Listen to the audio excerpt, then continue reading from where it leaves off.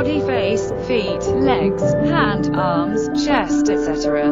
Early discoverer of the human body shape of the unknown creature called fairy. What seem to be the mummified remains of a fairy are discovered within the Derbyshire country. The 8-inch remains, complete with wings, skin, teeth and flowing red hair, are examined by anthropologists and rhetorical who specialists will ensure that the body is real. X-rays of the fairy reveal associate anatomically identical to skeleton of a baby, the leg bones, area unit hollow like those of a bird, creating them notably lightweight. The puzzling presence of a navel even Tuesday suggests that the beings reproduce.